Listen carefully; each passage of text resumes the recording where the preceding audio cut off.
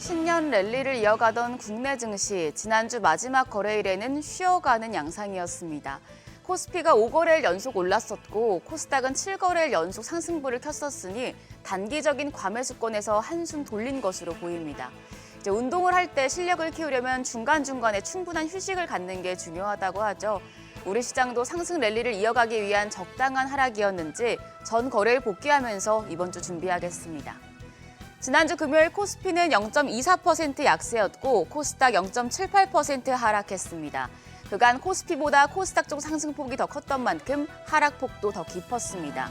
시장은 연속 상승에 따른 부담감과 연준 인사들의 매파적인 발언이 하방 압력으로 작용했습니다. 수급적으로는 5거래일 연속 순매수를 이어가던 외국인이 매도로 전환했습니다. 다만 금액은 크지 않았는데요. 16억 원은 순매도였고요.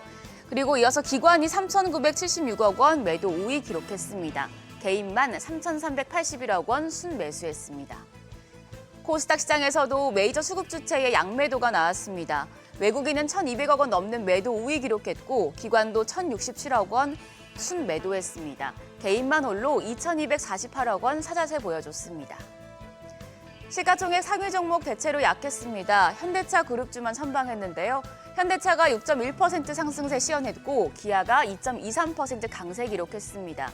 현대차가 엔비디아와 AI 소프트웨어 중심 차량 등 미래 모빌리티 분야에 대한 파트너십을 체결했다는 소식에 영향을 받았습니다.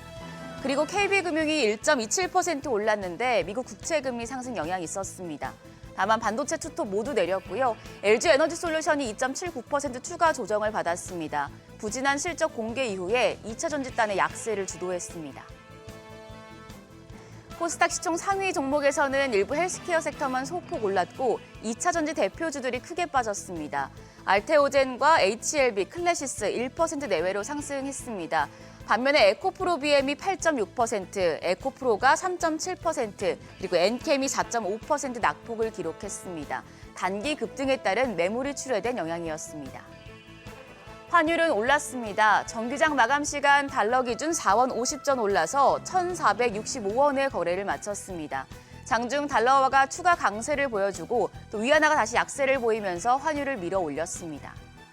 이후에 환율 다시 1,470원대를 돌파했습니다. 미국에서 12월 고용보고서가 예상보다 강하게 나오자 달러 인덱스가 한때 110선까지 근접하는 등 초강세를 보인 데 따른 겁니다. 오늘 새벽 6시 기준 역외환율은 1,473원 10전인데요.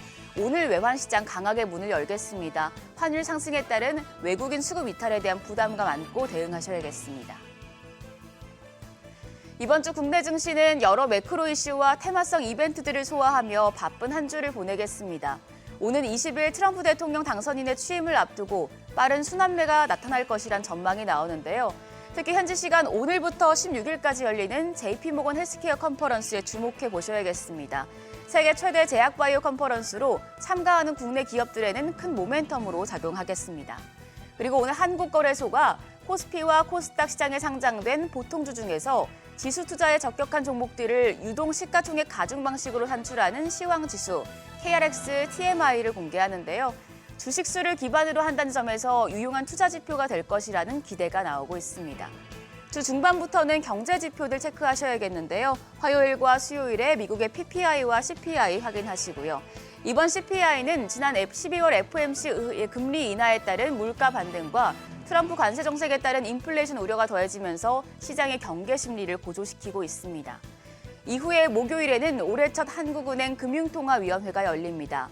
경기 부양과 환율 안정 모두 매우 중요하고 시급한 한국 경제 현안인 만큼 전문가들 사이에서도 인하와 동결 전망 또는 주장이 팽팽히 맞서고 있습니다. 금리 결정이 주 후반 시장 흐름을 가를 중요한 이벤트가 되겠습니다.